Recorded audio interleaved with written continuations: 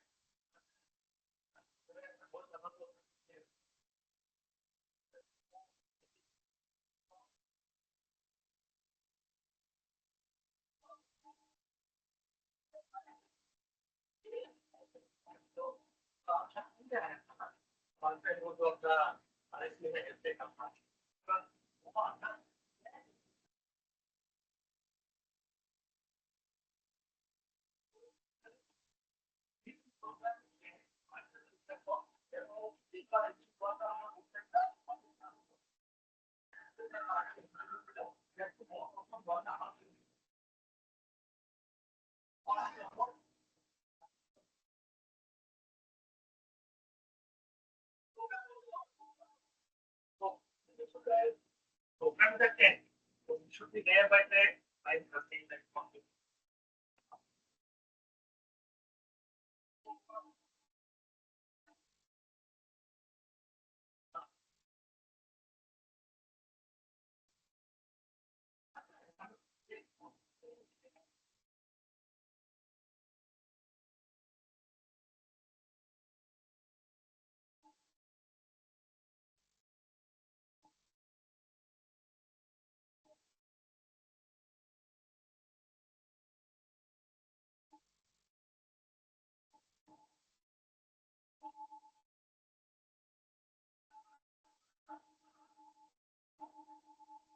Next. And we come there by there.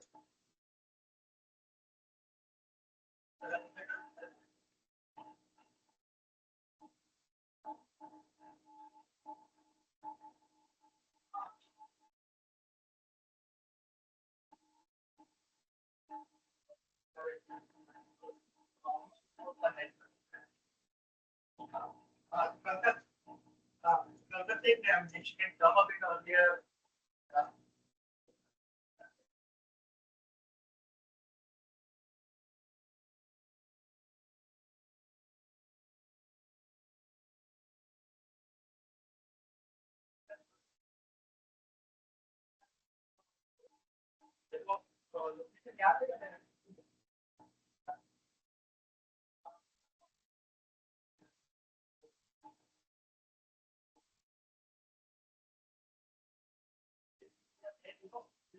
Ten minutes before 10, then that is better.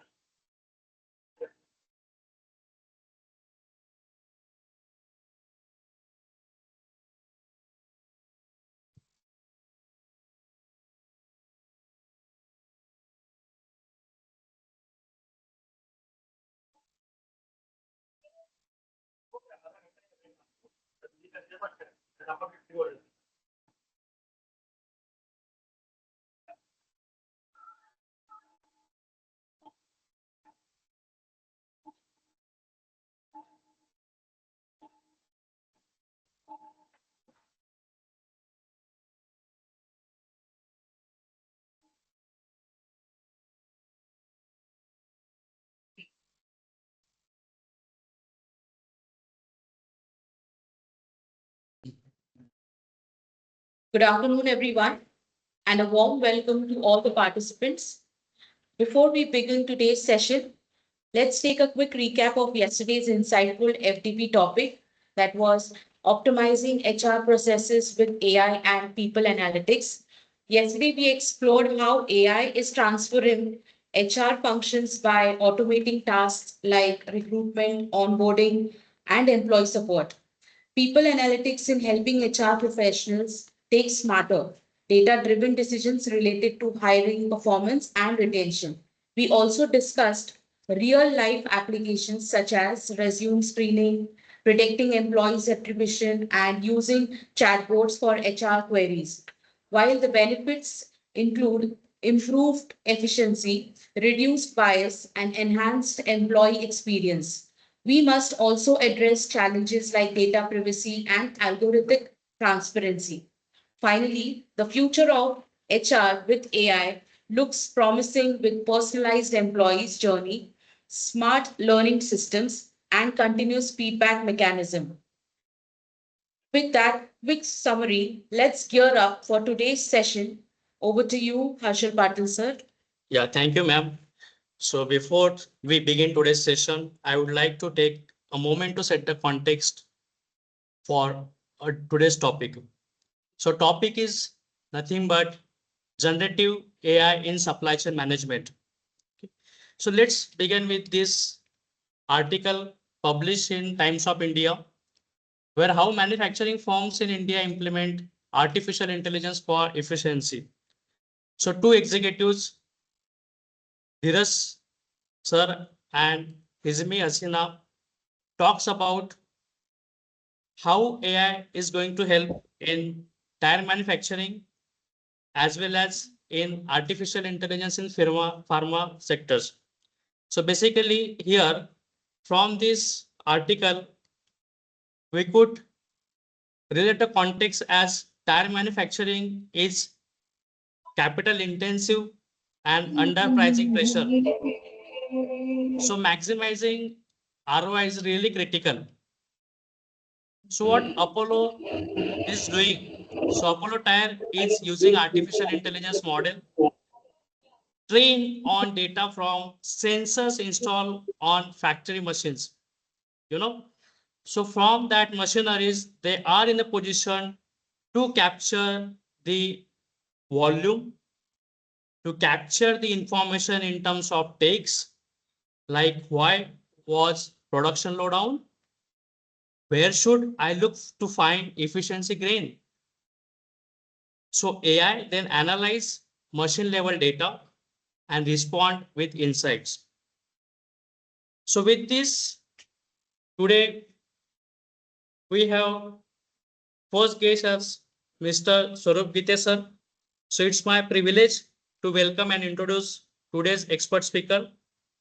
He is technology architect at Infosys with over 11 years of experience in quality assistance, automation testing, and ERP.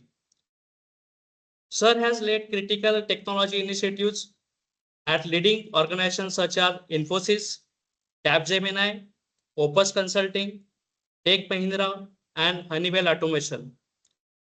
His extensive work in designing testing frameworks, automation strategies, and optimizing software development processes.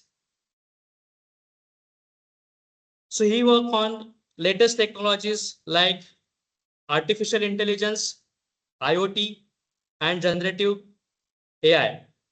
So with a strong foundation in Java, Selenium, Jenkins, DevOps, Sir has worked on building scalable systems that are not only efficient but also intelligent. So aligning well with the next generation of analytics driving supply chain.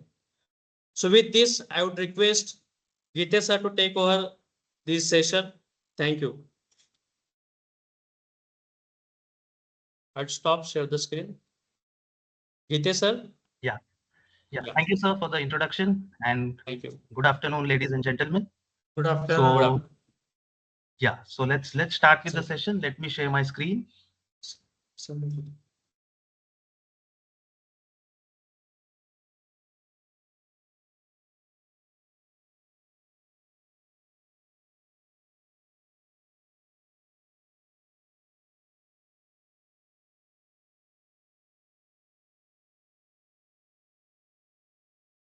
Okay, just a minute. I'm sharing the screen. Yes, sir. Yeah, is my screen visible? Yes, sir. Yes. Is it visible? Yes, sir. Yes. Yeah. Okay. So, as sir mentioned that today we would be talking about leveraging Gen AI in supply chain management. And this is the industry perspective that how Gen AI can optimize the supply chain management process which we have, right? So I'm excited to explore with you the fascinating world of generative AI and its infrastructure and the potential transformation in supply chain management. So as educators, you play a crucial role in shaping the future and workspace and understanding these emerging technologies, which would be a key to preparing students for the challenges and opportunities ahead, right? So, so let's talk about, first of all, let's talk about what is generative AI, right?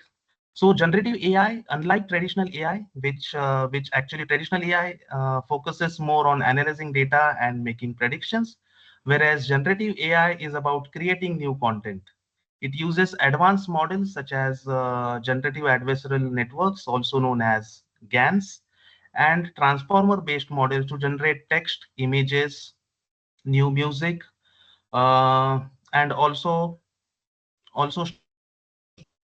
story writing. And now you can see that generative AI is being used almost everywhere in our day-to-day life, right?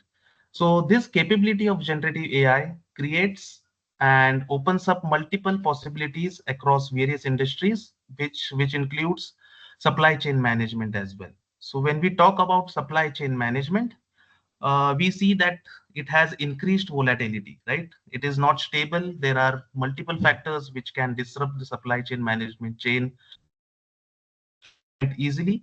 So GenAI can help in that. Apart from that, we have a vast amount of data which gets generated with supply chain management. So just to give you a real-time example, imagine the data which is actually generated with the retail industry such as Pantaloons or DMart. So they have huge amount of data which gets generated, and generative AI can help them in processing this data in advanced fashion, right? And efficiency imperative. So what is efficiency imperative means? Businesses can see greater cost and efficiency. So there is a huge scope in supply chain management for optimizing the cost and operational excellence, right? So even there, generative AI can prove very useful, and the space, the competitive space, is quite huge. I mean, there is a lot of scope to for improvisation in supply chain management. So what Gen AI can offer over here is unprecedented capabilities which can navigate these complexities, driving innovation and resilience. So let's move ahead with the next topic. So next topic is talking about core concept of SCM. So when we say supply chain management and generative AI doing a fusion together, so what are the factors from generative AI which play a vital role over here? So we have language models, also known as LLMs. So most of you might have heard about LLMs, which are used for building the generative AI platform. Right? Data synthesis is another part where the data correctness, accuracy, all those factors are taken into consideration. Data cleaning is taken into consideration, and then it is passed on to the generative AI model to for accurate generation of new data. Again, we have deep learning. Deep learning is nothing but there is more. I mean, apart from the generative AI which we have on the generative AI platform like ChatGPT, suppose you want to dive deep into some particular topic. So generative AI can help in that as well. So like uh, like everyone might be knowing, generative AI uses neural networks like similar to our brain, which can make the topic or the interest more with more deep analysis. It can give you the predictions on generative AI, right? And supply chain integration. So these are the topics, or these are the core concepts which can be used from generative AI in supply chain management, right? So moving on to the next topic. So what are the traditional bottlenecks which we see right now in supply chain management, and where AI can actually make the difference, right? So we see the current challenges is inaccurate demand forecast. So this is one of the critical challenges which is there in supply chain management, and it is important to accurately predict the demand using generative AI, right? So it can analyze vast amounts of historical data, generate more accurate demand forecast, and this helps business optimize inventory levels, reduce waste, and improve customer satisfaction. So this is about the demand forecast, how generative AI can help in demand forecasting, right? Just a small pause. If anyone has any questions, they can stop me, or then we can have the Q&A session Question at the time. end of. Swaroop, we can take the discussion afterwards as you complete the presentation because it will disrupt the flow of your presentation. Okay. Sure, sure, sure, I'm sure. Dr. That can Kulkarni make here. sense. Okay, Okay, continue. sure, sure. Okay, fine. Thank you, sir. So the next challenges which we are facing in supply chain management is inventory management. So as you know, the inventory is quite huge for FMCG companies like Dabur, or we have PepsiCo, we have Walmart from USA. So all this works on inventory management, right? Because the shipping of the product from one place to another place is quite imperative in FMCG companies, which can also be which has a backbone of supply chain management itself in running those companies, right? So for inventory management, what we can see is Gen AI can simulate various inventory scenarios. It can help business determine the optimal stock levels which they have in their company, or which they have in their warehouse. Warehouse is the most accurate or most appropriate word over here. So how generative AI can help is it can generate different demand and supply scenarios, and companies can be better prepared for fluctuations, which can avoid overstocking or stockouts. So this is one of the important aspects in inventory management. Then the next is the most important, which comes as complex logistic optimization. So again, generative AI can help in efficient logistic, which reduce cost and improve delivery times. So Gen AI can optimize routes for transportations, taking into account factors like traffic, weather, and fuel cost. So when we say logistic, the companies or the supply chain management or the people involved have to make sure that the product is delivered at right place at the right time and at the right cost, right? So this is the backbone of supply chain management. And so generative AI can help in efficient logistic operations, and it can also reduce the carbon footprints, right? Which can have adverse effect on the environment by using more fuel or not using the fuel optimization techniques, which are used in logistic optimization using generative AI. Another factor is supplier communication. So supplier communication also plays a key role, and it can smooth the supply chain process. So generative AI can analyze supplier performance data, generate insights into potential risk and opportunities. So what this will do is it will indeed enable businesses to make informed decision about supplier selection and negotiation. And afterwards we have reactive risk management. So reactive risk management is actually uh, preparing early for the foresee the risk which we can foresee in supply chain management. So again, supply chains are vulnerable to disruption, as we discussed earlier, and it can be due to natural disasters, it can be due to pandemics, which we saw in COVID-19, and it can be due to potential political instability as well, right? So how generative AI can help is it can simulate various risk scenarios and help business develop robust contingency plans, ensuring resilience in the face of uncertainty. So all these bottlenecks, if they are not tackled in right way, can lead to higher cost, delays, and lost opportunities in supply chain operation. So the next slide is talking about, like I mentioned in the previous slide, about demand forecasting and inventory optimization. Here is the detailed slide on how generative AI can help in both of these topics. Right. So we have dynamic inventory. So as I mentioned, it can optimize stock level in real time, and it can avoid overstocking or stockouts in your warehouses. Then we have enhanced secure accuracy, analyzing vast data sets like uh, weather or social media trends for superior demand prediction. Right. So now everything works on digital marketing.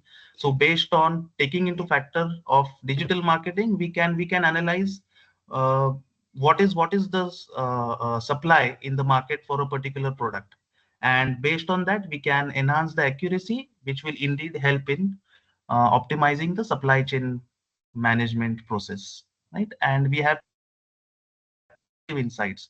So predictive insights are nothing but it can generate more proactive inventory decisions. Like suppose now in supply chain management, we see in today's supply chain management, there is one person who is taking decision whether we have to go with the certain plan. But when generative AI comes into picture, we can have that proactive inventory decision, which can help that person uh, in in subtle patterns and generate more insights on the decision making, right? So in the decision making also, generative AI can play a major role. So moving on to the next topic, we have again how it can enhance, I mean, how generative AI can enhance logistic and warehouse management. So we have few topics which are there, like intelligent route optimization. Like I mentioned, that how generative AI can help in real-time traffic, weather, and delivery schedules, and how to avoid delays, reduce fuel cost, and delivery times, which will also ensure that it has reduced carbon footprints on the environment. Then we have automated warehouse operations, like from robotics task scheduling to predictive maintenance equipment. Generative AI can streamline everything, right? It can streamline warehouse processes, improving throughput and reducing downtime. And again, we have smart packaging design, which can go with or without the supply chain management. This is just a kind of a add-on facility which generative AI can provide in supply chain management, which can be efficient packaging solutions. It can be used in minimizing the material waste, maximizing shipping capacity. Like suppose we have some packages which are which are packed in traditional way, which weighs over 10 kgs, right?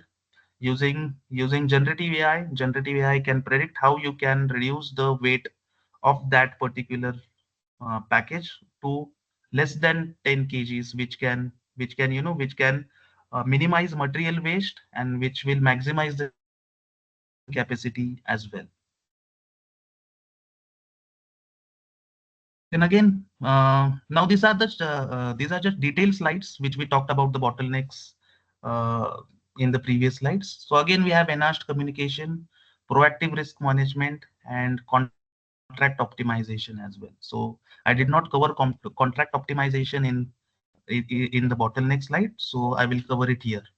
So again, there are different contract clauses. There are complex contract clauses. There are some legal language which is used in contract optimization, which can be difficult for a layman person, or a person who doesn't have that much knowledge in supply chain management. So earlier, what used to happen is the person who doesn't have that sufficient knowledge, he used to go to seniors, and then he used to discuss on the contract clauses, on how the third party has given us the contract, what are terms and conditions, how we can improvise, or how we can rectify those contract clauses. Now generative AI coming into picture, it can also give you the reviews on contract clauses. If you just give the snapshot of the contract clause in or PDF or any form of the document, it can analyze the contract clauses, and it can also give you uh, optimal terms and compliances as well. So it can help in resilient supplier networks, safeguard against supply chain disruptions as well. Then we have implementation roadblocks and navigating ethical consideration. So what are the key roadblocks? Is data quality and integration challenges, skill gap in AI deployment and management, resistance to change within organization, and high initial investment cost. So these are the key roadblocks when we say that we have to implement generative AI into supply chain management. Now here particularly we are talking about supply chain management. So I have listed the key roadblocks over here. So what are the ethical consideration? How can this roadblocks be resolved in an ethical way, so that we do not compromise on data privacy and security? We do not have bias in our AI algorithms. We have better job displacement concerns, and there is transparency and accountability in the complete generative AI process. So addressing these challenges is pretty much very crucial for successful and responsive generative AI adoption in supply chain management. Then I have listed down some case studies which I found on internet. So these case studies actually portray that using generative AI, how generative AI has actually helped them in building sustainable supply chains. So like I mentioned, predictive maintenance. So a leading e-commerce firm which reduced the downtime by 20% using generative AI for predictive insights. The second is customer service bots. So instead of a person answering the questions or answering the queries, we have customer service bots. Like suppose the third third party wants to know where is my package, what is the stage of my delivery. So using customer service bots, generative AI can handle all the queries and uh, issues which are related in delivery packaging, and delivering the package to at the accurate place, right? So they can help in that as well, using using 60% of routine supply chain queries and improving efficiency. So again, sustainable supply chains, generative AI can be used to optimize routes, reduce carbon footprints, and logistic providers. So these are the emerging trends which include uh, hyper personalization, like I mentioned about customer service bots, autonomous supply chain, which can be relatable to sustainable supply chain, the third point, and AI powered digital twins, which can be predictive maintenance. Okay, so what are the key takeaways and how we can foster this generative AI culture in uh, in supply chain management using the industry perspective. So the key takeaway over here is it can be a game changer. Generative AI can be a game changer for efficiency and resilience. It can focus on data quality, ethical consideration for successful adoption, and continuous learning and adaptation are essential for future success, right? So even generative AI has to be fed with new data, with new contracts, with with new scenarios, demand and supply scenarios, which it is unaware about. So I mean, talking from IT perspective, we'll have to fine tune the AI model in order that it is now aware of the real time problems which the supply chain management is facing. Once you fine tune that with those scenarios in the generative AI model, it can help you predict uh, the queries on those recent scenarios as well, and then that's how generative AI can help in continuous learning, right? It can help in continuous learning and the adaptations which are there in supply chain management. So from industry perspective, the supply chain management companies can partner with industries which have a research oriented drive for generative AI. They can bridge the skill gap, and it can foster for innovation in generative AI, right? So what are the practical ways? So when we say, like I mentioned, generative AI can help in supply chain management, you might have a question how it can help. So from talking about from IT perspective, we can use Python as a language for supply chain management. So Python is a evolving language in IT industry, which is used for building robust ecosystem. It has inbuilt libraries which can which can reduce the downtime of writing huge codes, large lengthy codes, and it is an indispensable tool for implementing AI solutions for supply chain management. So like we have some libraries mentioned over here, like we have pandas and we have tat models, pulp, which are used in Python for which are used for better code optimization. Okay, so now I have instead of hands-on demo, I have the snapshot of the actual Python code. Okay, so before going to the actual code, uh, Python also uses ARIMA. Like ARIMA is nothing but it is a autoregressive integrated moving average, which is a concept which is used in Python. So it is a powerful statistical model built particularly for Python language, which can again help in forecasting your data patterns over time, right? So ARIMA is made up of three parts. So it is autoregressive, so which means that it uses past values, the historical data to predict the future ones. So just to give you one example, real-time example over here is now I'm talking about traditional AI, which is used in Netflix and YouTube. Suppose you search for some topic. Suppose you search for Kishore Kumar songs on YouTube, and you uh, hit the enter button, and then you can see the list of Kishore Kumar songs. You take one song, you play one video on the YouTube, and then YouTube actually the algorithm which is there, predefined algorithm, which is there, using your historical data and the patterns, it is going to predict what you're going to do next, right? So once you have heard about, once you hear the video on Kishore Kumar songs, it will give you predictions which would be of similar types. It can give you more Kishore Kumar songs which can be of different genres. It can give you similar predictions which are there. It can give you Muhammad Rafi songs as well, because that is again relevant to what you wanted to listen, what you have done, what you have searched on YouTube, right? So all this is done using autoregressive components from Arima. So it it can predict on the historical data which it has.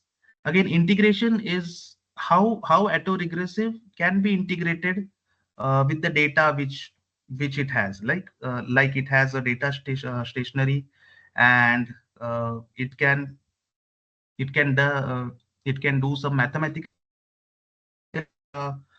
calculations, and it can integrate the data which it has. And again, we have moving average. So moving average is nothing but it can improve the predictions with forecast errors, and it smooths out uh, the data vulnerabilities which are there. So this is the Python code. So this is just a pseudo code. Now, since we don't have the actual supply chain management data set with us, so like I was mentioning about the Python libraries. So these are the libraries. We have NumPy, we have Pandas, we have stats model. So we have to import the libraries first in the code, and we have to import Arima. So Arima, as I mentioned, this is a prediction based model which is specifically for Python language. And then we have some predictions which are done, like for there are some different variables which are used, like now this from this date over the period of 48 months or 48 months, what is the frequency? The frequency of supply chain management is medium, or the demand is medium. Then the Arima model can actually predict what is going to happen next, right? Uh, it can predict the demand using these numbers or data which it has. It again, then it creates a data frame, and you can visualize the demand data. It can print the historical demand which is there. It can give it can print the monthly product demand.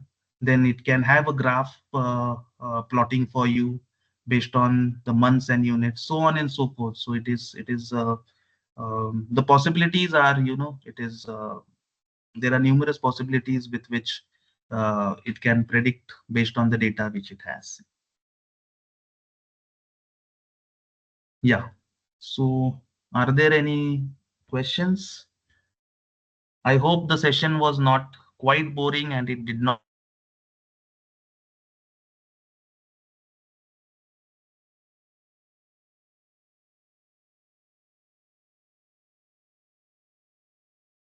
Swaroop,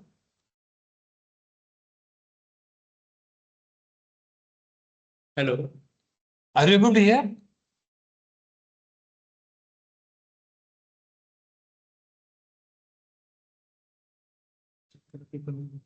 hello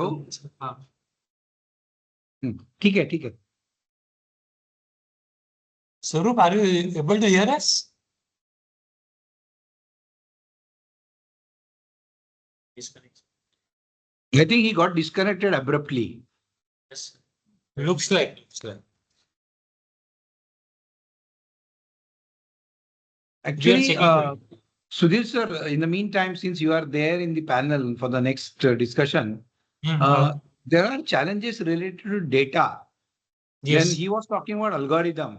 See, we need to understand the skill gaps working in the supply chain management. If you see, supply chain management was conventionally only for stores and transportation, but Correct. that is not the case now. No. It is So we need to integrate those barriers. So how are we going to do? If you can take up those points, actually, these questions I wanted to ask him.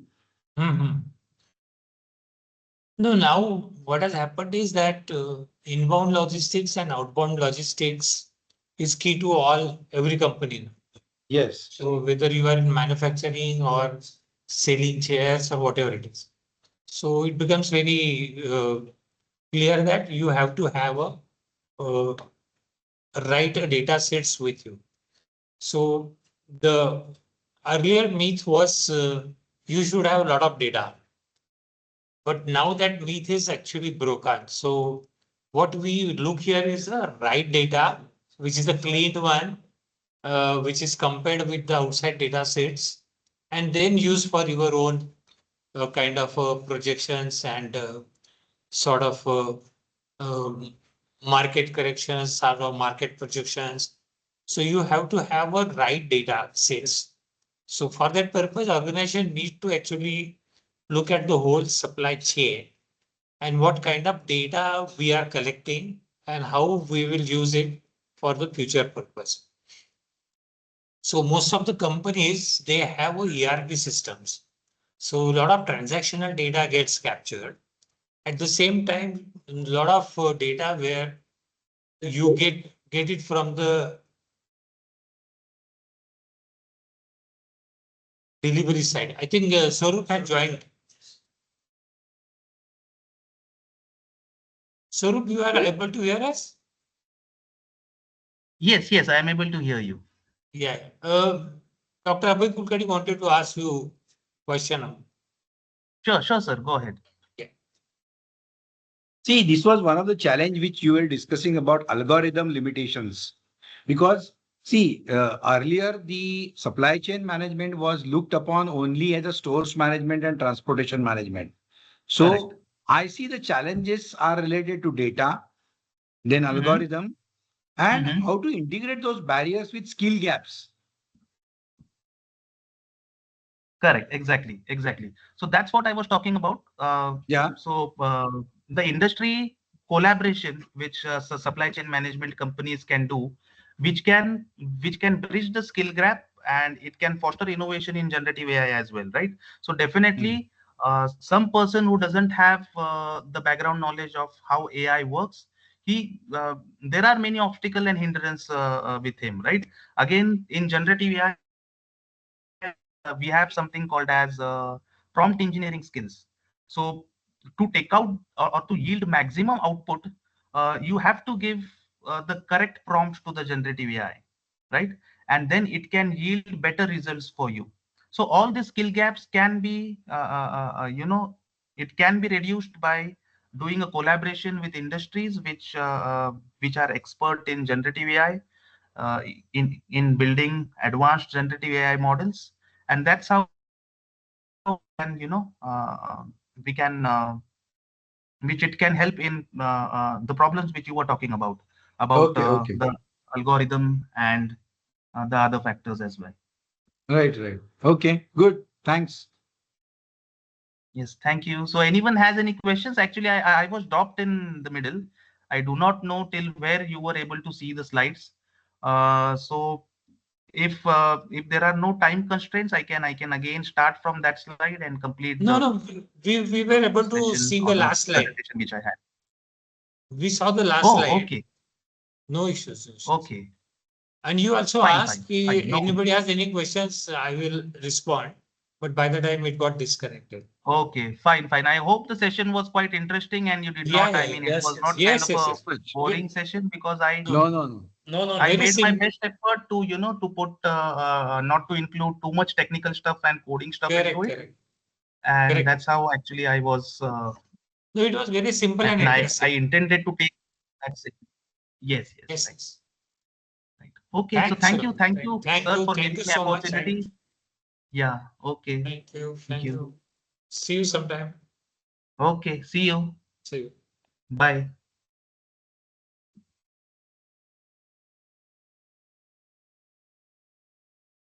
Thank you.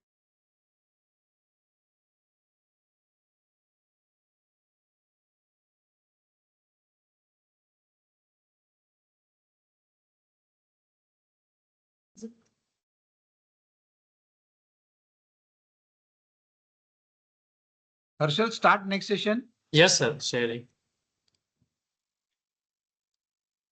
Yeah, thank you, Sarup sir, for highlighting the importance of enhancing logistic and warehouse management with generative AI. So next speaker, Dr. Sudhir Hasabnis, sir. So it's my great pleasure to introduce a truly personality, Dr. Sudhir Hasabnis, sir, who brings to us not just deep professional expertise, but also a balance of technical, academics, and creative excellence. Sir is a mechanical engineer with dual PGDM in operations and material management and holds a doctorate in management science with a specialization in strategic planning processes. With over 4 decades of experience in the corporate world, his contributions span an impressive range of functions, including equipment manufacturing, purchase, supply chain, business process engineering, sales and marketing, HR, knowledge management, artificial intelligence, generative AI, and there are many. So he is not only a certified coach, mentor, and management consultant, but also a trainer and assessor in global frameworks such as Tata Business Excellence Model, ISO certifications, including ISO 9000, CII Exim, Rajiv Gandhi National Quality Awards, TQM, Japan, and more.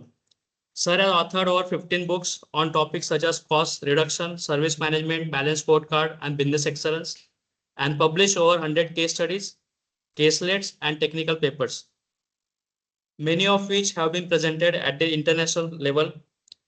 What makes him truly special is that despite all this acknowledgement, accomplishment, he remains deeply humble and grounded. He continues to mentor not only industry leaders, but also academicians and students. So we call it as Google Baba. So encouraging continuous learning and real world applications we learn from him. So he always encourages us to learn new things. Beyond this, he is also wildlife and bird photography enthusiastic with India books of records and Asia books of records in his name, and he has published 4 photographic books to his credit. With this, I would request Asapni sir to take over the charge of today's session. Thank you, sir. Thank you.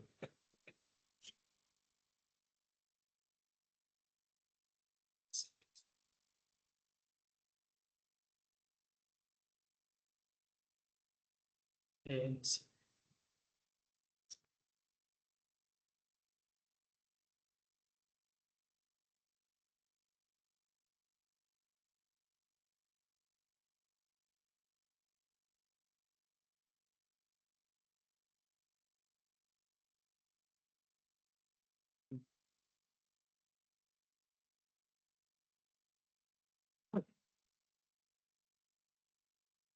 So good afternoon, everybody. I hope you are able to hear me.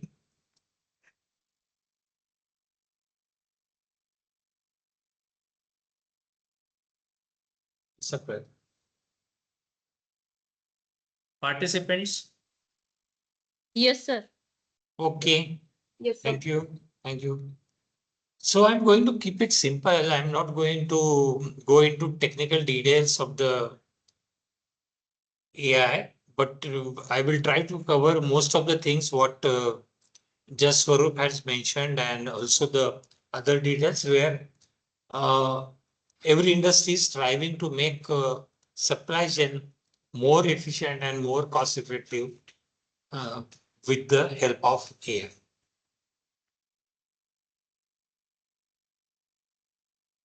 So this is what McKinsey has said, that AI will be the backbone of the future supply chain. It is actually already there, but the kind of usage, the going up in the industry is tremendous. So this presentation, we will be covering uh, how to optimize the OSCM, operations and supply chain.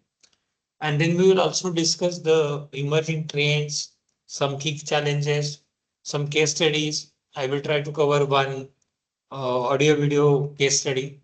And we will also see what kind of strategies are being used in OSCM with the help of AI. So if you look at the supply chain, this is a standard supply chain of any company. It's basically a manufacturing kind of a company. So if you look at the left, it talks about the order. So when the order enters, it comes to basically the sales marketing, then it is given to the manufacturing. But at the same time, there are systems where the suppliers and logistics people will get also informed that the order is there inside the organization. So organizations have very lot of suppliers. Then within the manufacturing organization, they have the procurement, warehousing, logistics, manufacturing operations, and also the people who are looking towards the customer, interacting with the customer. Then we have a distribution chain where dealers, retailers, wholesalers, sales agents are there in the organization. They are also part of the supply chain.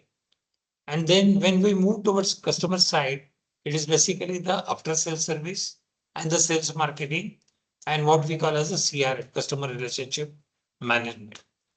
And if you look at the bottom, it becomes the base of the whole supply chain. So a lot of information is flowing up and down, crisscross across the organization. So all this information becomes the backbone of the supply chain. Then what kind of products, existing products, new products, upcoming products, services along with the product or only the services, sometimes value-added services, then the financials and the knowledge management. Of course, human resource and everything is built into that. So this is a normal supply chain. If you look at the any organization which is in the manufacturing, so this is a standard depiction for the supply chain. Why I'm showing it this? Because we are going to talk about many things from this part of the diagram and elements of the. So AI is, everybody knows that simulating human intelligence in machine. What are the technologies being used is basically machine learning, NLP. NLP is a natural learning, computer vision, where we monitor the data, robotics, and predictive analytics. Then there are various applications in demand forecasting, inventory optimization, logistics, and procurement. Some part of it, the earlier speaker talked about it. So how do you harness AI for supply chain efficiency? So leveraging AI technologies to enhance operations and customer satisfaction. That is the basic tagline for harnessing AI. So the first comes is the AI technologies in supply chain. So what is this? So AI encompasses various technologies. Swaroop has showed some part of it, such as machine learning, robotic process automation. I'm going to show you something on the robotics. Then data analytics is a huge part. Earlier, Dr. Abhay Kulkarni asked the question on this. So what kind of data we are getting, how it is getting analyzed, how it is getting cleaned and sanitized to use for the further things. So all these things play a very crucial role in supply chain analytics. So it gives you enhanced demand forecasting. It is very important in the context of supply chain optimization. AI plays significant role to enhance demand forecasting by using historical data. He showed you the Python model where 4 years data is already fed and you can ask for the next year or so. And predictive analytics leading to more accurate inventory management. So I will give you some few examples here is that if you look at say cold drink provider, maybe Coca-Cola or Coke, whoever it is. So the demand, they know that the demand increases during the summertime, but it will be little low during the winter time. The same concept was there for ice cream sellers. But nowadays the ice cream selling requirement or the demand for ice cream is moreover constant all the time. But cold drink can fluctuate. So they should know what kind of fluctuations are there in the marketplace during what season, including the festivities and the kind of season, whether it's a rainy season, whether it's a summer season or the winter. So collecting that data and using it for predicting the future requirement is very important. Then it also helps you to streamline the logistics process. In fact, the kind of case study we have given you, sent you, is actually the logistic process. So AI streamlines logistics by optimizing the routing, reducing delays in the supply chain, both inbound and outbound logistics. It ensures timely deliveries, both within the manufacturing compartment and also to the customer side. And it ultimately contributes to the more efficient supply chain. Sarup also talked about it, inventory management. So improved inventory management.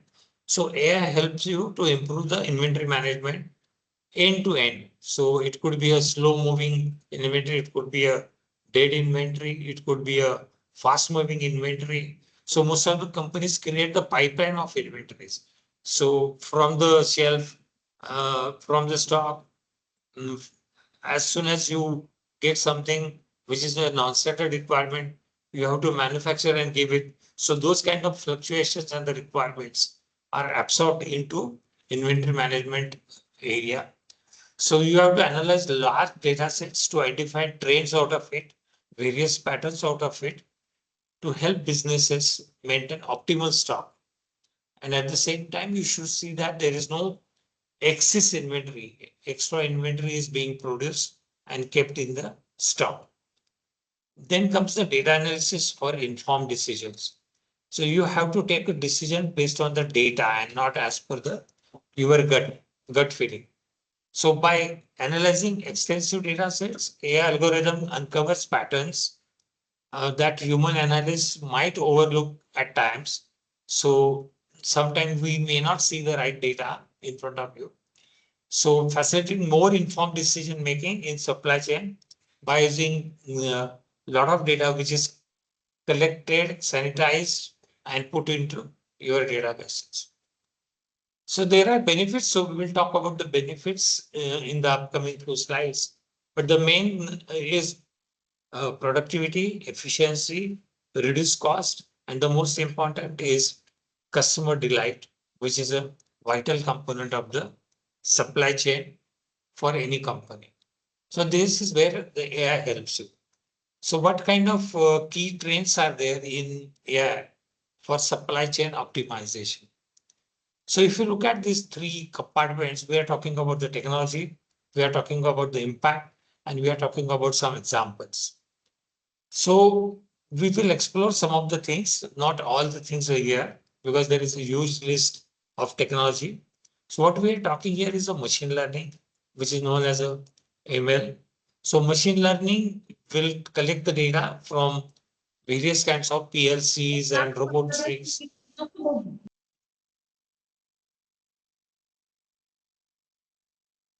So we are talking about the machine learning. So it impact is basically on the demand forecasting.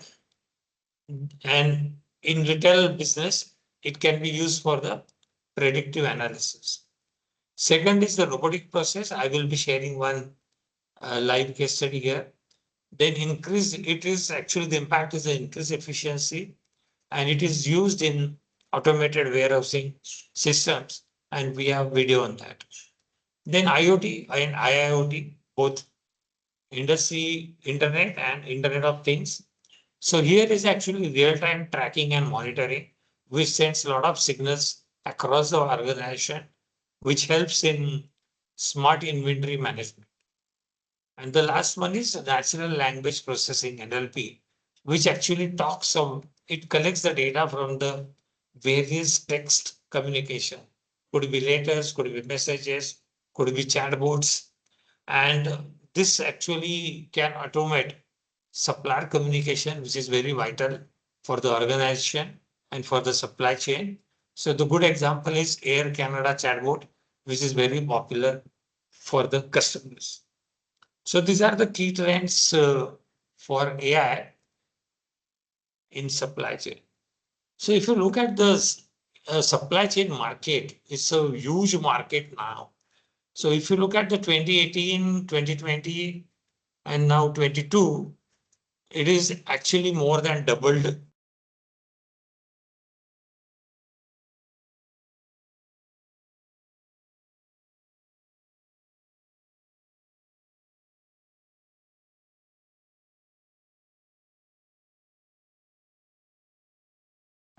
Sir, please unmute yourself.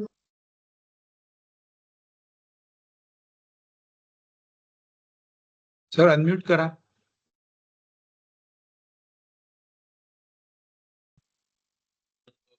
Are you able to hear me? Yes, sir. So should I go back to the earlier slide? No. From this slide only you got muted. Okay. So we talked about technology impact and examples of it. Now we are talking about the supply chain market. So this they say that the Swarup Gite talked about the generative AI. So JN AI business is going to grow like anything. So from 10.2 billion in, so it is going to be increasing by 45% in last 9 years or 10 years. So the CAGR will be huge, and the cumulative CAGR from 2023 to 2030 will be 8.5%. So it is a growing market, and a lot of businesses are adopting it, and people have realized that using AI, spending money or investing money in AI is actually very helpful. So the AI market is projected to grow to 78 billion by 2030. We talked about Gen AI. The supply chain market size will be worth approximately 10.2 billion by 2032. 76% of CEOs say that they are deploying AI in supply chain management because the logistics costs and the logistic issues are very huge for customer delight. So most of the CEOs say that, and CIOs are saying that they will use AI for supply chain.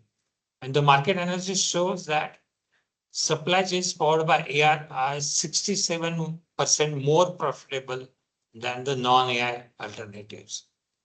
And businesses are using AI, embracing AI, and they are going to manage the supply chain with the help of AI. So people normally ask you how to go about adopting AI in the supply chain. Rather, it could be valid for any type of requirement with the AI. So the first thing is basically look at the problem, look at the issues you have. So identify the challenge, then look for the right partner who will develop AI tools or AI agents for you. Then collect the data and see what kind of data is being collected and getting processed in the company. Then your collaborator, your vendor, and your team, they can develop the right solution for you. Now, normally, these kind of solutions are tested in a typically what we call as a pilot areas. Maybe the one of the regions or one of the plant you have. So test it out at a pilot location and then train solution with the right data, test it out, and then start the deployment across the organization. So whenever your pilot study is successful, it is actually horizontally deployed across the organization, across the supply chain. And you have to keep on looking at the updates, upgrades, and what kind of requirements are changing in the marketplace and also within your data sets. So continuous upgrade and maintenance of these AI systems, what you are going to use for the enhancing the supplies. So this is a normal diagram. We will talk about more in one of the upcoming slides. So what are the challenges? Earlier speaker also talked about it, but we will talk about some of it. You have to understand what kind of barriers we have in AI. Not in AI, but AI for supply chain. So the first issue is always the data quality issues. So inaccurate data degrades AI, which is the truth. So you have to collect a lot of data within the organization. You should have data officer, data scientists with you, or you have to get the help from outside to sanitize your data, put it in right format. You can compare with the outer data sets outer databases, clean up your data, put it in the right fashion to put it into the AI systems. So there will be normally resistance to change. And we have observed wherever these AI systems are getting implemented. So the real fear comes from the top management and the middle management. So because of the lack of knowledge and lack of the skills available across the organization. So it happens that you may not have the right skills as of today, but you can use your vendor or your partner or your collaborator to train your people who are going to work on these systems. Also, the most important thing is to see that the change management sessions are done for the top management, also for the middle management, and people who are going to work on the supply chain elements. The other resistance comes from the fear of job losses, which are normally hinders the application of the AI technology. So we have to tell people that, look, if you are not equipped with the latest techniques, latest technology, and how to use it, you will lose your job. You have to upgrade yourself. And this happens in every cases. I remember when computer systems came into place, so there was a huge cry in banking unions in those days. They thought that they will lose jobs in the banks, but it never happened. In fact, what we are seeing is that jobs are multiplied.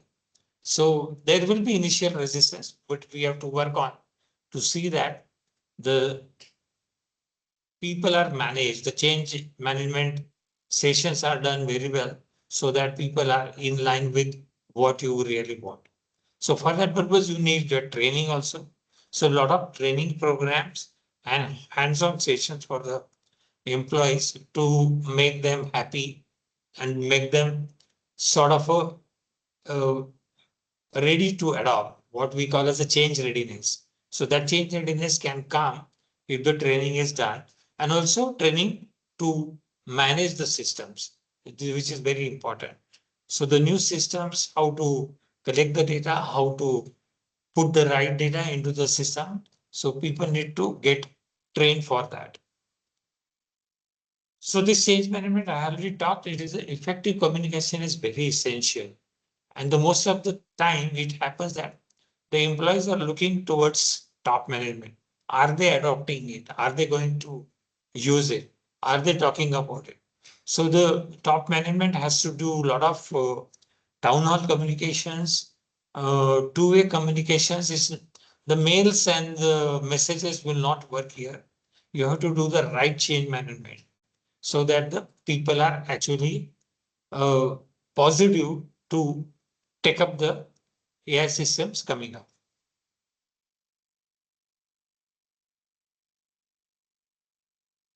So these are the use cases. Basically, we are looking at customer care services. Inventory management is a huge area. Vendor management is another huge area. Value chain analysis, human resource management, and warehouse management.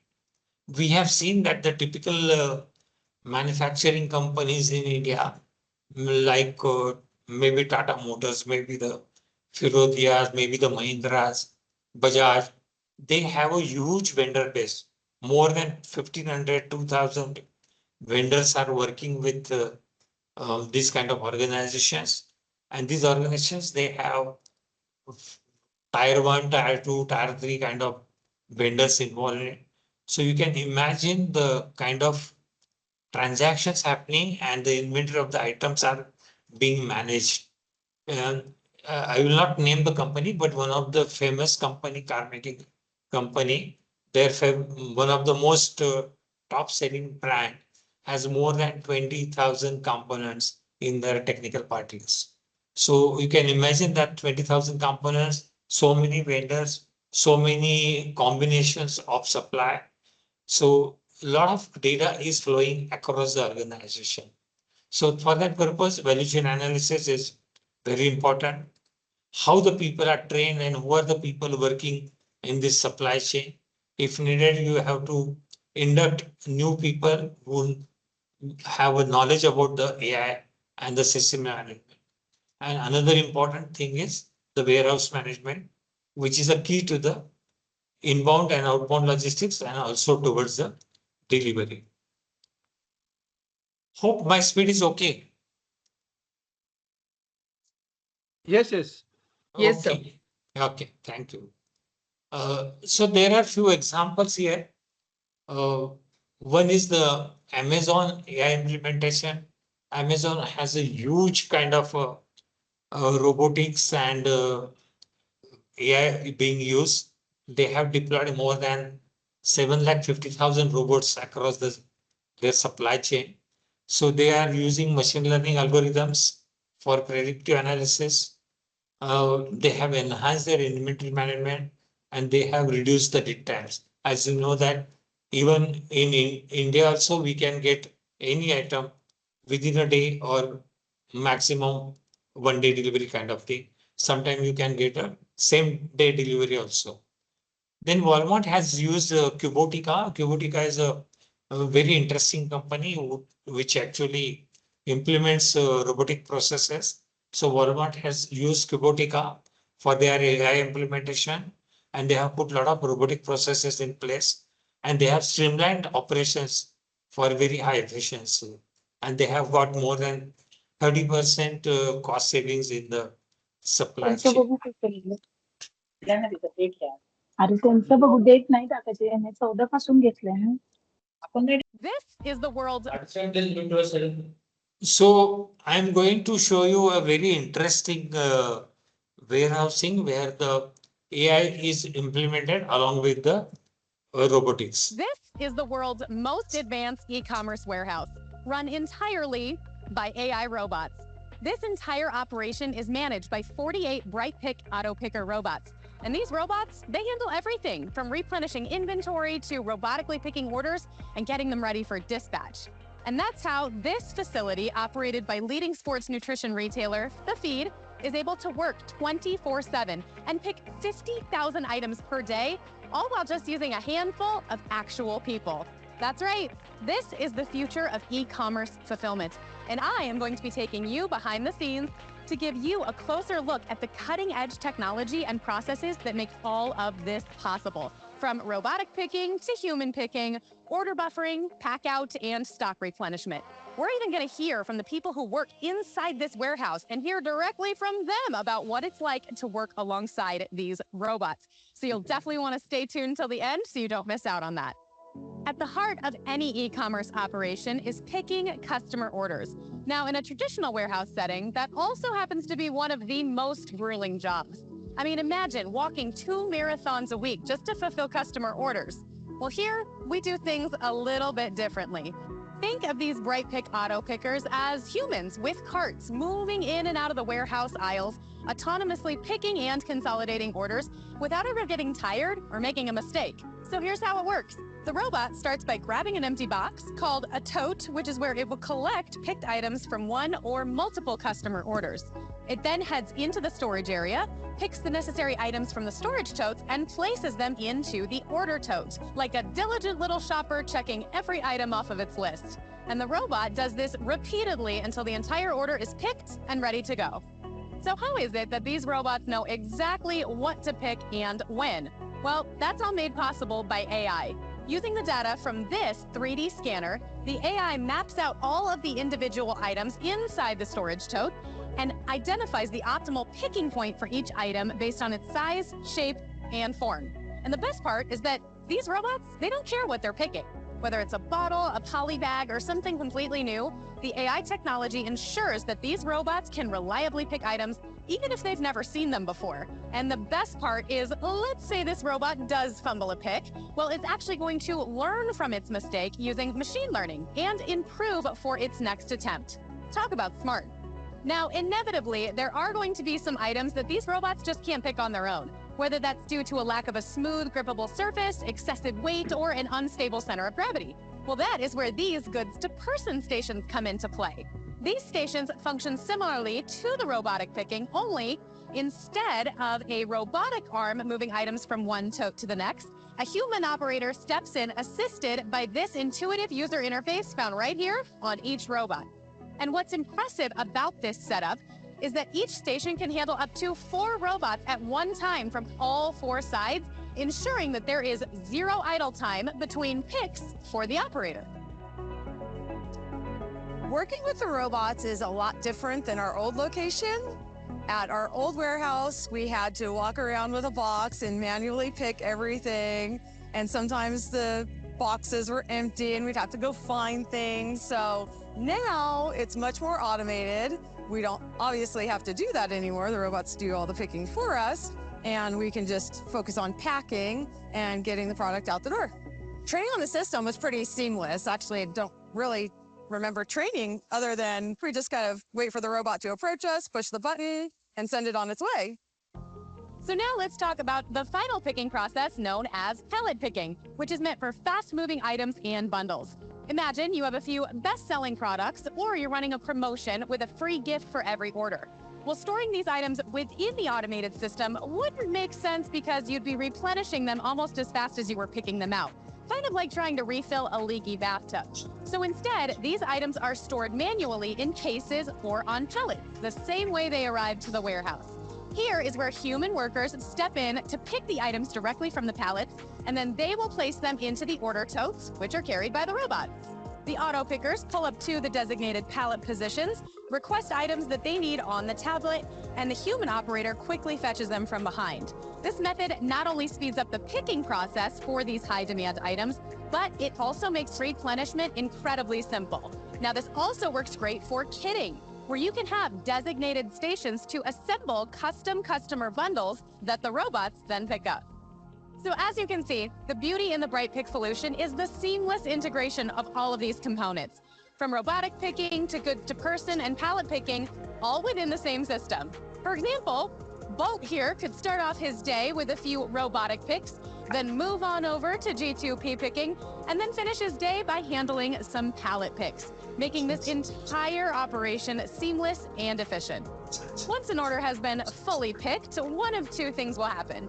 Either the robot can take the order tote directly to pack out, or if the order isn't ready to go out immediately, the robot can temporarily buffer the order tote inside the system and then retrieve it for pack out when it's needed. This feature offers 2 big advantages. First off, it allows the robots to continue picking orders overnight while everybody else is asleep, ensuring that the orders are ready to be packed and shipped as soon as that first morning shift comes in. And second, it helps to smooth out the picking volumes throughout the day, reducing the huge spikes that tend to happen during peak hours. Both of these benefits enable this fulfillment center to ship out more orders every day without having to spend more money on automation or labor. Now we're in the pack-out area, which is the final step before shipping orders out to customers. You can see that these pack-out stations are highly flexible, making it super easy to reconfigure them or add more stations. This adaptability, combined with the order buffer, makes ramping up or down for peak season incredibly straightforward. And check this out. This warehouse features a fully automated packaging machine. It will take the picked items and automatically package them into cartons. Honestly, I could watch this thing work all day.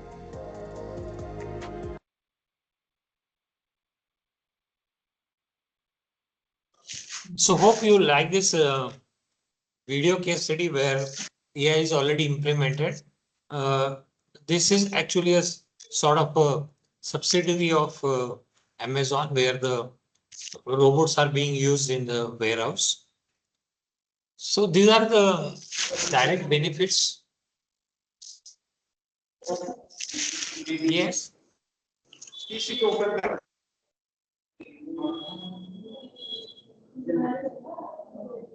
Any question? Please mute this DS. Who is this DS? So, sir, I Please have mute this. No, okay. We will go doctor ahead. Vinod Sayankar को mute करो, वहां से आवाज आ रही है. हाँ, ठीक है, continue sir. Okay, okay. So there are a lot of benefits, and these are the broad benefits we are talking about. Earlier speaker also talked some of it. The first is the optimized operations. So you try to remove the mudas. So non-value added activities and non-value added operations and the processes are removed. So it is a optimized operations. It's a efficient supply management overall. It enhances predictive analytics so that you know what is actually needed by the market and the customer. It reduces your lot of inventory issues because of the predictive analysis also. It most importantly for inbound and outbound logistics, it gives you efficient routing. So you can do a efficient route planning across the organization and across your supply chain. And then it optimize logistics operations. As I said again, both your inbound and outbound logistics. It enhances customer experience. So customers are happy to see that the product is reaching in time in their hand. The most important thing is the visibility across the supply chain, which is very important for the management and the people who are working into supply chain and the manufacturing operations, because you start seeing where your item is, who's supplying at what time, which supplier is failing, where any issue in any route. So all those visibility comes into place like anything, and the sourcing of raw material becomes very easy. And the most important is the risk is reduced across all elements because of the AI. It will start showing you a lot of things before. So if you look at the right side, we are talking about the improved customer satisfaction is essential for business growth. And for that purpose, you have to gather the feedback from all the agencies concerned across the supply chain. So gathering feedback and satisfaction scores after implementation of AI help to see that how my performance is going around. You can evaluate the performance. You can look at the various kinds of KPIs, key performance indicators, moving across the supply chain. So the first part is lower operational cost. So it can significantly impact the profitability of the business. By analyzing cost reductions driven across the supply chain with the help of AI, businesses can actually determine the financial benefits and sustainability of AI initiatives.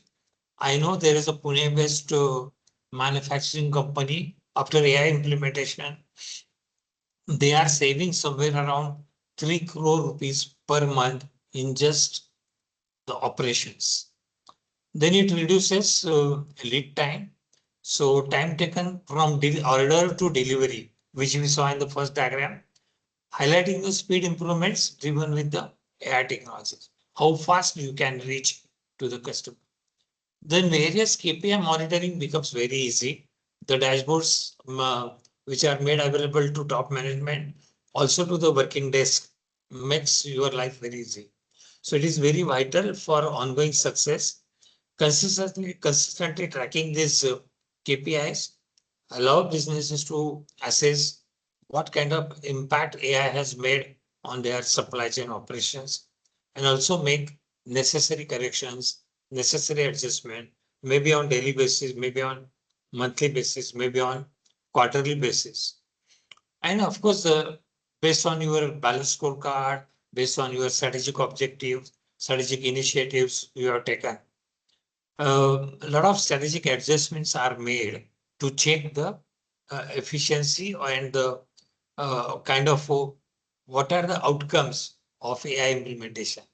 So it is based on the KPI insights that helps businesses to refine their approaches. And this adaptability is very kind of a key to maintaining competitive advantage in supply chain. So many organizations, basically manufacturing organizations, are reaping the benefits, they are taking the advantage of AI implementation across the supply chain, and they are reaping the lot of cost reductions with the help of AI implementation.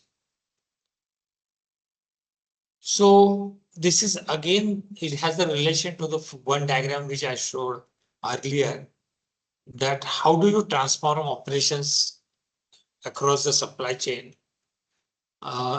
You can explore a lot of automations, analytics, sustainability kind of issues. So automated processes will reduce human error. That is the first thing. It increases the efficiency across the supply chain. It also take care of sustainability. So optimizing supply chains for environmental impact promotes green practices. Basically, major issue is with the supply chain, where we are talking about the inbound and outbound logistics. And AI enhances predictive analytic capabilities, so which helps organizations. So it gives you deeper insights into various kinds of trends, which supports proactive decision making, which earlier speakers Swarup Gite also talked about it. So we saw a earlier diagram where we talked about how you go for AI integration. So this diagram also talk about it. So first is assess current lack capabilities. So look at your organizations, look at your existing processes. If your processes are not mapped, it is better to map the existing processes. Look at the various SOPs, standard operating processes, procedures, and see what kind of things are happening right now in your organization. So in management theories, we call it as a as is study. So look at as is status and then look for the where we want to go. So for effective integration, you need to do the first step, look at the current capabilities, current things what you have. Then develop a strategy. So basically we look at the opportunities. So you have to see that which are the areas where we can do integration or the implementation of AI, which will add value to the operations.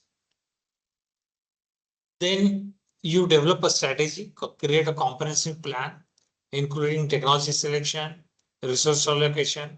So you need to have a lot of budget provisions so that the AI can be implemented, because you have to invest both hardware and software.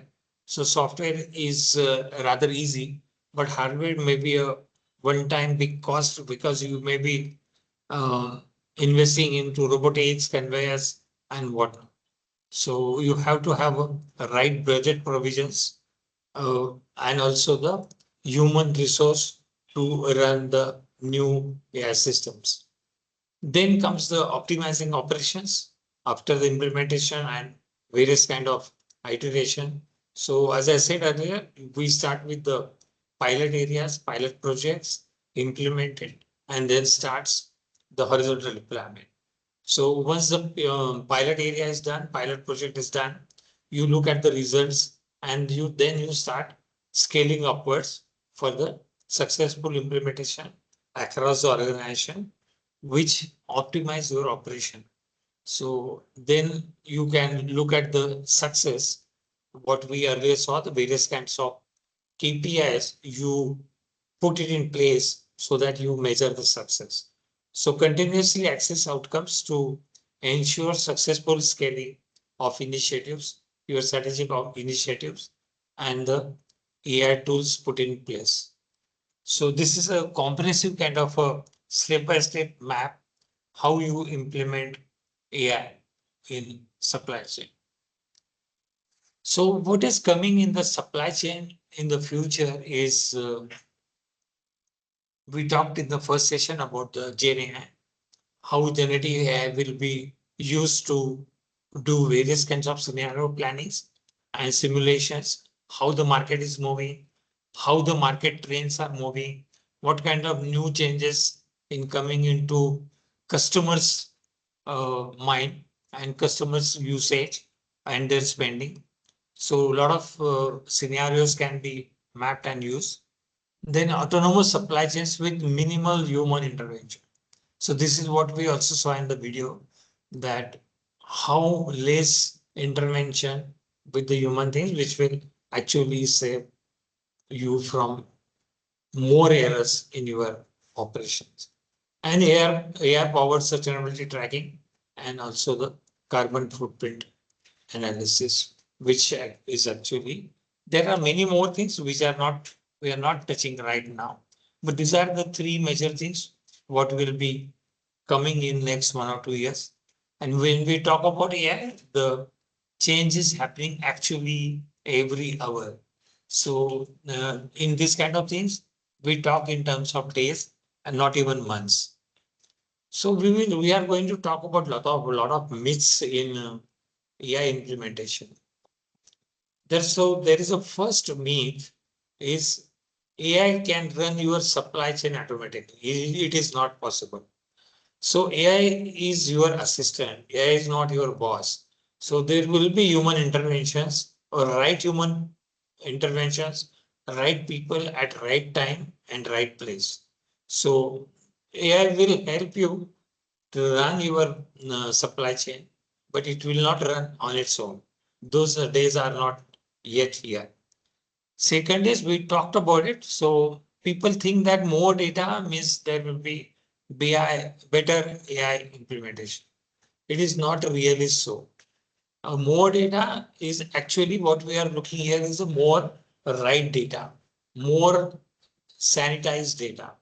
So it is better to have more data, but it should be right data, sanitized data. It is actually collated and sanitized by the data scientist, and then you use it for your AI implementation. So AI needs clean structured data for smart prediction. You put any kind of data, it will not give you the right results. And then the myth number 3 is a common myth everywhere. Whether AI will replace supply chain jobs. It is not possible. AI agents are not coming for your job. Don't worry about it. But they are going to change your job. That is for sure. The kind of skills you are going to need in future is changing. So whatever jobs we are seeing today may not be there in 2030s because there will be a job enhancement is happening. And so for that purpose, people in the supply chain, rather people across the industry need to pick up latest techniques, latest technology, latest tool, and latest software. At least you should be knowing about what kind of tools and techniques are coming. Am I familiar with that? Am I going to use it? Am I going to equip myself to take this kind of tools in the right way? So AI is a force multiplier. It is going to it is going to force you to take up the new skills are coming up. It takes repetitive tasks. Yesterday we talked about. So all mundane tasks and repetitive tasks will be taken off from your plate and they will reduce those and flag the risk before they escalate. So they are going to uh, show you problems coming in your way and how to solve them. Myth number 4 is very interesting. It is many people think that if somebody else has done, why not I will do it. So they think that there is a playbook available and I will use it. So the AI implementation playbook will get everything right for me. It is not so.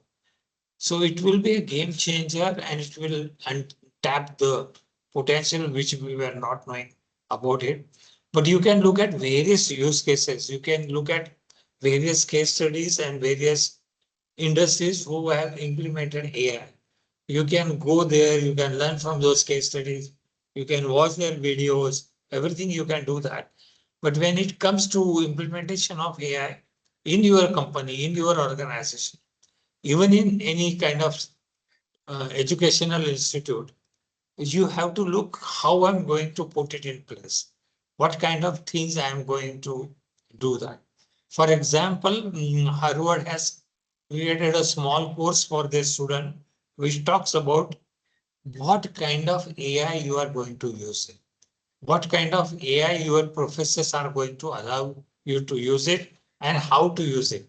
It is not that ChatGPT is available for everybody, so I will use ChatGPT. But they say you can use ChatGPT, but use it rightfully. You can use it in right manner for right purpose. So for everybody, when we are going to talk about the AI implementation across the supply chain, then you have to look at your own problems, your own problem statements, own issues, own kind of data sets available, people you have, and then you can go for the use of that playbook. But straight away picking from anybody is not possible. So we always says you cannot adopt, you can adapt the things available in right manner. And the last myth is, which is a favorite, that people think that I have used the tool and it will work for me. So it is that old fail to plan mantra. It never works. So what it works is look at your own problem statements. So it will work best when you define your problem. You cannot go by the innovations available in the marketplace. So it is rightly said, they said that just don't go for the software available. Don't go for the AI tool available in the marketplace. Look at your own problems, then look for the right solutions, and then it will work well for you. So artificial intelligence in the supply chain works best on a clear defined problem, not on a vague innovation available in the marketplace. So these are the few bits which I thought I will share with you. So there were some requests in the earlier sessions, so I'm going to share a few books for all of you, because we all come from academics. So we are sharing few reference books here, and I have tried to get most of the Indian authors so that they talk about our realities. They can talk about our existing systems. So the first book is AI in Supply Chain and Logistics, Revolutionize Your Supply Chain and Logistics with AI.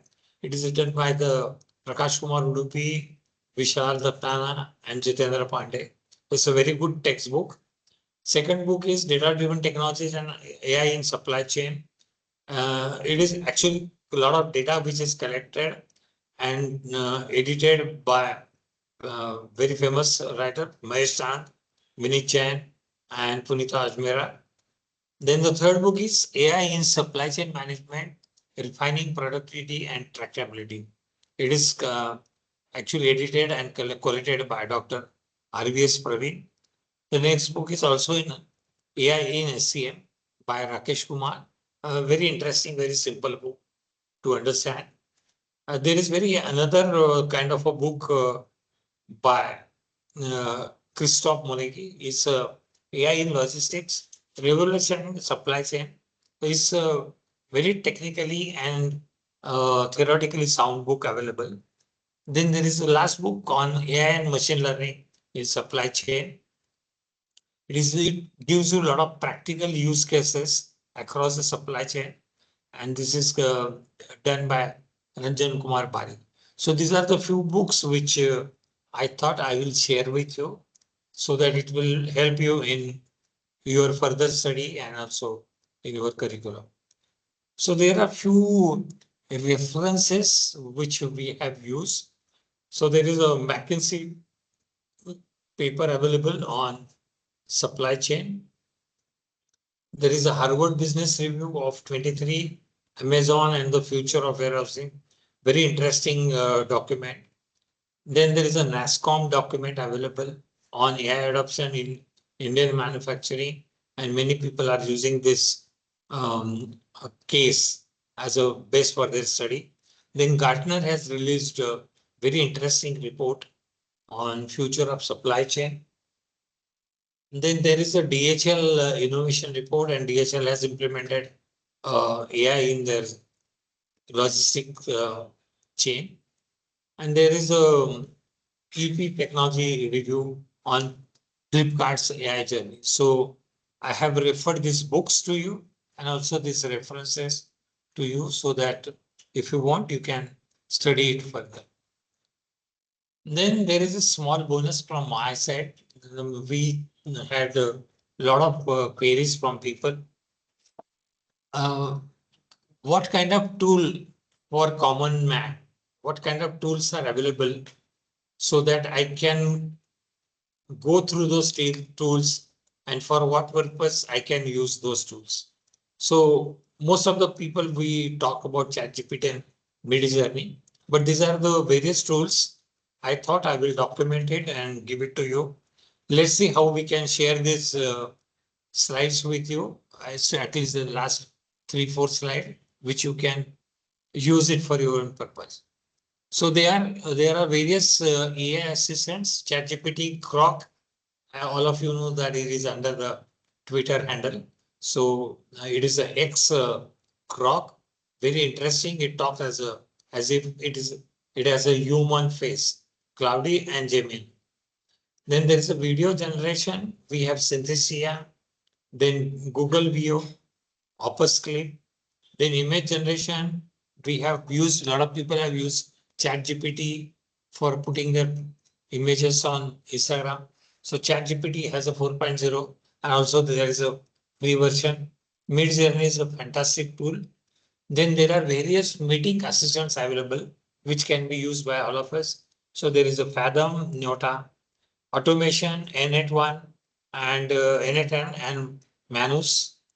Then there is a research other than the Google research area. We have deep research and notebook LM.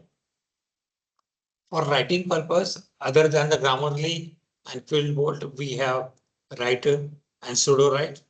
It can write for you. So we have various search engines. So Google AI mode is available now. Perplexity and ChatGPT research is available. Then Canva, many people are using Canva Magic Studio, but Canva has brought a lot of AI features in their what we call as a design suite. Then there is a Looker. Then there are app builders like Lovable and Cursor. Their knowledge management is Guru and Notion Q&A. And there are still more tools available. So there is a email is a HubSpot email writer. There's a Fixer and Shortwave. For scheduling, you can use Reclaim and Clockwise. Presentation, everybody knows about it, Gamma.ai. And there are a lot of other tools. But now Copilot is built in, so you can use Copilot. Copilot can give you a lot of bulleted points, which you can copy and build on that. And of course, ChatGPT also gives you similar structure. For me personally, I have used all the three tools. Gamma works very well. ChatGPT has more data to give you bulleted points and the structure. And you can use very simple prompts in ChatGPT. Copilot, you need more detailed prompts to give you good output. The most important for us also and the students within our organization is your resume builders. So there is a Kicker resume, Kick resume and tail. Voice generation, 11 Labs, fantastic tool. You can use the AI voices for your presentations. If you have a text with you, it can convert your text into various kinds of speeches. So you can create your video kind of tutorials with that. Then we have Morph also. Then music generation, who is interested, there's audio and Sono. And marketing, there is an ad creative and AirOps. So these are the various tools which I am sharing with you. So this was a sort of a requirement coming from many people. So we thought we can include into this. So this was actually last from my side. So thank you for listening, and if any questions, we can take it. So there is a question asked by Ashwini ma'am. How can AI help in reverse logistics in supply chain management? Reverse logistics. Yes. So basically, when we talk about reverse logistics, it talks about the kind of requirements from the user side towards the manufacturing, also from the logistic providers to the manufacturer, that is the main organization. So AI can be built, but there is a interesting connectors to connect from the user side to the manufacturing side or the main organization. But you have to use again the same AI tools where the both inward and outbound logistics is connected. Any other question? Any other? Yeah, certainly. Hello, sir. Thank you, sir, Yeah. for such an informative session. So, as we have been hearing that AI is everywhere, but when we talk about sentimental analysis, I think still Yes. the things are not very clear. So, sir, my True. question is sentiment analysis like reviews or feedback used to improve outbound logistic experience? Can it be used? Actually, yes, if you remember yesterday, Jay Doruki, I referred it. I have seen the software for the conducting project management meetings, and I have seen the way they capture the way the people are talking, the way people are responding to your questions and uh, points being asked and kind of jotted down during the meetings. So there are actually softwares which can detect your emotions. But you rightly said, most of the time it is not possible to capture uh, your face through whatever kind of technical things we have during the meeting. Sometimes your face is not there on the screen. So I'm not able to capture your emotions shown by you. Okay. But uh, when you are coming inside the organization, I can scan your face, I can detect your emotions. Uh, it is not possible, it is not feasible for organizations to put up cameras inside the offices to Exactly. monitor you. So it is still a big question for the organizations. And it is the organizations, they need to find out what is that takeaway from this kind of analysis, which will help me in employee productivity or the human productivity. Okay. Okay. Thank you, sir. Sir, I have one more question, if you don't mind. Yeah, yeah. So for a mid-sized organization where they have a very less resources, a very limited resources, so what would be the practical step in integrating generative AI? See, there are various small time companies are there, startups are there, which can give you very uh, cost effective solutions for your problems. For example, there is the one company in our Pune Bhosle Industry area. They can give you even robots starting from 15,000 to 50,000 rupees. So small pickup and place kind of robots are available. So similarly, there are various startups are available even in Pune and Bangalore and Chennai, even Kolkata. They can give you some kind of a cost effective solution which can actually be used by you for your own problem. So it's not that a mid-sized company they cannot afford. In fact, they can afford if they go for this kind of solutions available. For example, I will give you my own case. Is I have narrated actually I have written down my 35 uh, experiences across the wildlife. But there is one company from Kolkata. They have done all my 35 stories into audio library, audio kit in just 20,000 rupees. And it's a very professional job they have done. And I Okay. know Like it that they can be have, possible. yeah, it is possible. You have to actually tap the locations and tap the people, especially the startups, because startups are looking for more projects to come to them. Okay, So sir. we have to tap these small startups, and these startups are available on government website also. Thank you, sir. Thank you so much. Thank you. Go to slide 23. Chat. Sure. Slide number 23. 23. Slide show. AI tools which we have mentioned.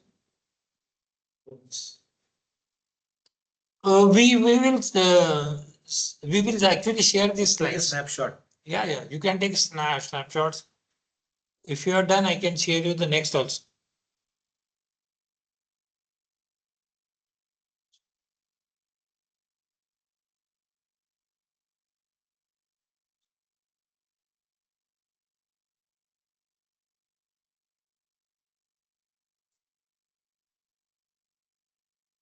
What?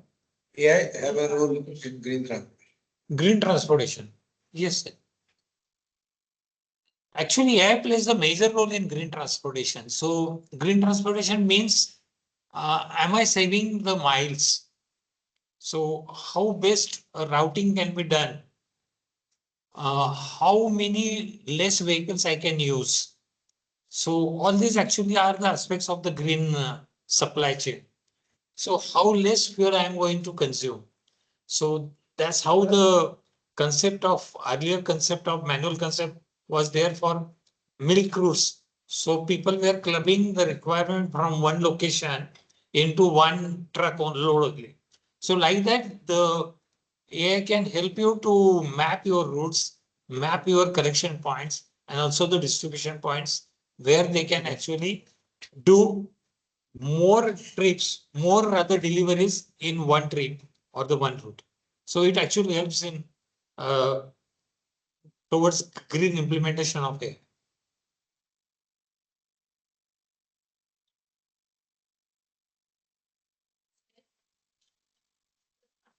You're asking chat box, how does AI help with a sudden disruption, like a natural disaster or pandemic? See, in these cases, I think this question has a yesterday's incident in mind in Uttarakhand. Interestingly, all these weather AI tools had predicted that this will happen in that area because of the cloud building and the kind of loads cloud were carrying. So they knew that this area there will be heavy rains. So people were warned about it. But unfortunately, you cannot predict where the cloud burst can happen. But this area being actually this area means I am taking that example. So people need to warn these people to get out of this kind of area where houses are just near to the river. So once the kind of a huge water flow comes in, it is very difficult to survive. So like that, you can actually predict disasters. Like that, I will take even few examples. These scientists have warned about the earthquakes in many areas across India. So there is a data available. So this movement of tectonic plates, many other factors, they have actually warned where the uh, earthquakes can happen, where the sudden rains can happen. For example, all of us, we were getting messages from our uh, weather teams, observatories saying that there will be huge rains in Pune in Ghat area. And it happened. So we had to listen to this kind of indicators and alerts. So AI is actually already doing that. But the machinery involved and the people concerned need to implement that and use that. Yeah, Sheetal, actually to answer your question, basically this is a noise factor. Yeah. Because you don't know what you don't know. Prediction is based on data. And as sir rightly said, which area is going to get impacted. So that emergency response team has to work. Number one. Secondly, how much time you have and how much you people believe. Like, even Pune, there is a flood indication given, but how many people respond to that is also a question mark. One. Secondly, how can you evacuate that? That is also another area. So response to this kind of thing is one of the big problem. But related to supply chain management, I will say that if the things are insured, then some sort of compensation can happen. Yeah. But otherwise, disaster is disaster. You cannot help for noise factor. You can't stop that.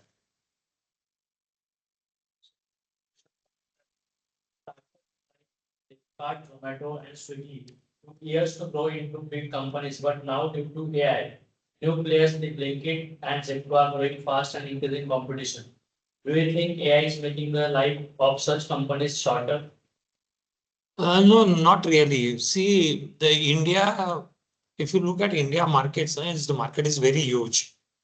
And this Zepto and other kind of things are actually capitalizing not even 10 or 15% of the market requirement. So those requirements are actually domestic kind of small things needed for your everyday usage, or suddenly certain thing I want. But these Flipkarts and they are the giants. They have a huge inventory. So they have a huge network of sellers across the India. So they have a various kind of product which other people may not be able to service. And if you look at the chain these people have created, Zephyr, it's actually local shop owners, like grocery shops and all that, where they have kept their bags and their so-called branding available. And literally some person runs to that shop, picks up the item for you and comes to you. So it's actually not the AI playing the game over there. They are building the platform and the network to manage it. So they are not using the AI because they are not actually monitoring my requirement. For example, in my household, we order eggs, but there is no kind of a frequency in that. So these people, they don't know when I will need eggs. So what they are doing is the moment I put order, somebody will run because they have put the bikes and people across the city at certain location. The one of the person will pick up the order, run across, pick up the items and come to my house. So they are actually the skill and the success factor is the 10 minutes, 20 minutes delivery, not the AI. Yeah. So that's why they are the actually what we call as a smart logistic chain providers.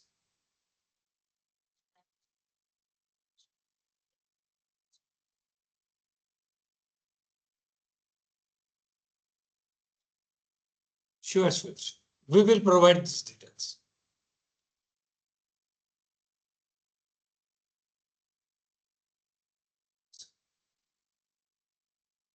So thank you, sir, for the enlightening this session. So it's my great privilege to deliver the vote of thanks for a truly insightful session by Dr. Sudhir, sir.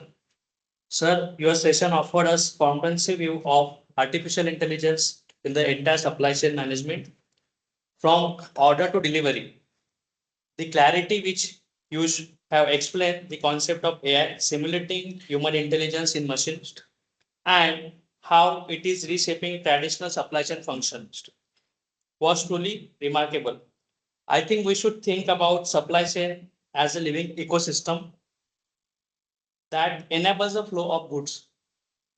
So your vast industry experience with ability to connect strategic decision making, practical applications, and academic relevance, it is evident that adopting AI in supply chain is no longer a choice; it's strategic imperative. So you have also given us the bonus in terms of AI tools. So thanks a lot, sir, for sharing those tools with us. So once again, thank you for sharing your time, wisdom, and vision with us. So I would request participants to kindly fill the feedback form, which I'll share through the. And also I would request participants to kindly switch on your videos for this photograph. Together.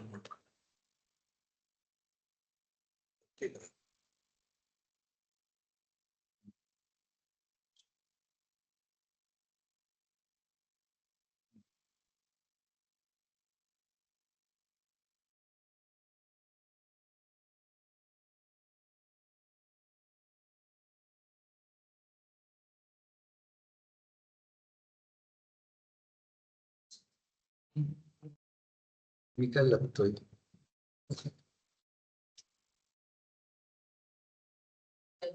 Thank you. Thank you. Thank you all. Thank you very much. हे झालंय का बघ notes master मगाशी होतं ना. हे शिकून घ्या रे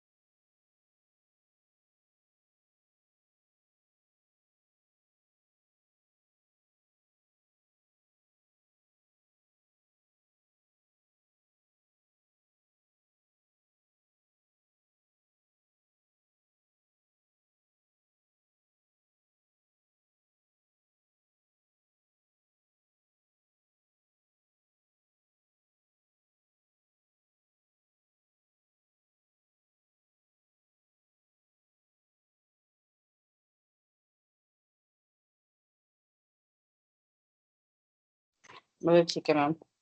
requirement थी उसको? नहीं, मैंने उससे कुछ बात ही नहीं करी क्योंकि मैं निकल रही थी उस टाइम पे। आया हुआ है क्या उसका कॉल?